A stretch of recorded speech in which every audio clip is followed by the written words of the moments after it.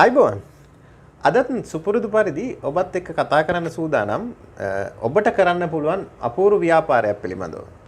ඔබ හිතන්න ඔබ පාරේ තොටේ ඇවිදිනකොට කොච්චරනම් කැඳ කඩ දැකලා තියෙනවද?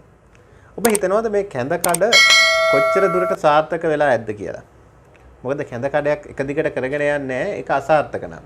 ඒකට බිස්නස් එකක් තියෙන නිසා තමයි මේ වෙනකොට ඒ කැඳ කඩ කරගෙන යන්නේ. හැබැයි ඔබ හිතුවද මේ හැමදාම දකින්න කැඳ කඩේට වෙනසක් කරන්න. ඔබට පුළුවන් නම් අපි අර ප්‍රෙස් ජූස් එකක් බොන කප් එකකට ලස්සනට දාලා ඕන තැනකට අරයි යන්න පුළුවන් විදිය ලස්සන කප් එකකට දාලා වගේ මේක අදාළ පාරිභෝගිකයට පිරිනමන්න පුළුවන් නම් මම හිතනවා ගොඩක් අය මේක වැළඳගයි කියලා. ඒ වගේම ඔබ හැමදාම හදන්නේ එකම කැඳ එක වෙනුවට කැඳ වර්ග 14ක් විතර තියෙන කැඳ කඩයක් විතරක් හදන්න පුළුවන් නම් මොකද යම්කිසි දෙයක් එකම දෙයක් කරනවා නම් ඒ තුල මාකට් කරන්න බොහොමයක් පහසුයි. ඒ නිසා ඔබ හිතන්න මේ කැඳ එක වුණත් වෙනම විදිහට මාකට් කරොත් එහෙම වැඩි ප්‍රමාණයක් අපිට මුදල් හොයාගන්න පුළුවන්. ඔබ හිතන්න කැඳ කෝප්පයක් අපි රුපියල් 100ට විකුණනවා. දවසකට කැඳ කෝප්ප අපි විකුණුවොත් තවත් 100ක් අපිට රුපියල් 10000ක ආදායමක් තියෙනවා. ඉතින් එතකොට හිතන්න මාසෙට කොච්චරද ලක්ෂ 3ක ආදායමක් ගන්න පුළුවන් එක කැඳ කෝප්පකින්. ඉතින් මේ කැඳ කෝප්පේ විකුණන එක ඒ විදිහට විකුණන්න නැතුව වෙනස් විදිහට විකුණන්න හිතන්න. ඔබ මාස් එකක් දාලා ඒ වගේම ඔළුවට හිසට තොප්පියක් දාලා ග්ලව්ස් දෙකක් දාලා ඊටමත් පිරිසිදුව හොඳ අපි අර කියන්නේ පේපර් කප් කියලා පේපර් කප් එක ඔබගේ ආයතනයේ ලාංඡනයක් එහෙම ගහලා දෙන්න පුළුවන් නම් ඔබට කොච්චර දුරට මේක සාර්ථක වේද? ඒ වගේම ඔබ හිතන්න ඔබ කොළඹ ප්‍රදේශයේ නගරාසන්න ප්‍රදේශයක ඉන්නවා නම් ඔබ දැකලා ඇති චූන් පාන් අලෙවි කරනවා. ඒ වගේ ඔබට පුළුවන් නම් ට්‍රීවිල් එකක් හදාගන්න කැඳ කෝප්පයක් ළඟටම ගිහිල්ලා දෙන්න. මිනිස්සු ඒක ආදරෙන් වැළඳ ගනිවි. මොකද ගොඩක් වෙලාවට උදෑසන කැඳ කෝප්පයක් බොන්න බොහෝ දෙනෙක් කැමති.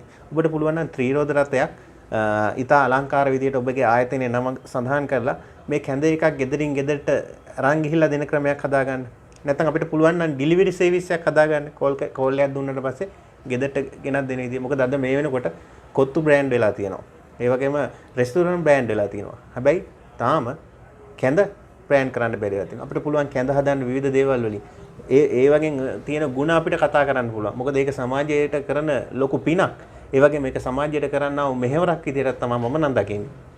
ඔබට පුළුවන් නම් හීම්බෝවිටිය කැඳ එකක් හදන්න. යකිනාරම් කැඳ එකක් හදන්න. අර වෙනදාම හදන හැමදාම හදන කැඳ එකට වඩා වෙනස් විදිහකට හිතලා ඔබට පුළුවන් නම් ඩිස්ප්ලේ එකක් කරන්න මෙන්න මේ හීම්බෝවිටිය කැඳ එක බිව්වොත් මෙන්න මේ ಗುಣ ටික ඔයාලට හම්බ වෙනවා. මේ යකිනාරම් කැඳ එකක් බිව්වොත් මෙන්න මේ ಗುಣ ටික හම්බ වෙනවා.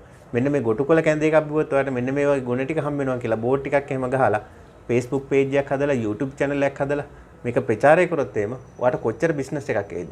ඒ නිසා හැම බිස්නස් එකක්ම කරන විදිහට කරන්න නැතුව අලුත් විදිහට කරන්න බලන්න. ඔයාලට පුළුවන් නම් අර විදිහට මං කිව්වා වගේ කප් එකක් දාලා දෙන්න. වෙන තැනක කැඳ කෝප්පයක් රුපියල් 100ක් වෙනවා නම් ඔයා රුපියල් 130ට විකුණුවත් එයාලා ගන්නවා ඔයාගේ පිරිසුදුභාවය නිසා. මොකද මම බොහෝ වෙලාවට දැකලා තියෙන කැඳ කඩවල් ඉතාමත් අපිරිසිදු විදිහට තමයි කරගෙන යන්නේ. ඒ උන් ගොඩක් වෙලා භාවිතා කරන්නේ එකම ග්ලාස් එක තමයි 10 දිනක විතර පාවිච්චි කරන්නේ. එතකොට සමහර අය බොන්න අකමැති. ඉතින් ඔබ අර වගේ පාවිච්චි කරලා ඉවත් කරන්න පුළුවන් විදිහේ පේපර් කප් එකක් වගේ පාවිච්චි කරනවා නම් මම හිතන්නේ ඔයාගේ පාරිභෝගිකයත් කැමති වෙයි ඒක ඉතාමත් ආදරෙන් වැළඳ ගන්න. ඒ නිසා කරන බිස්නස් එක ගැන අලුතෙන් හිතන්න. අලුත් කෝණකින් හිතන්න. අලුත් කෝණකින් හිතුවොත් ඔයාගේ බිස්නස් එක ගොඩ දා ගන්න පුළුවන්.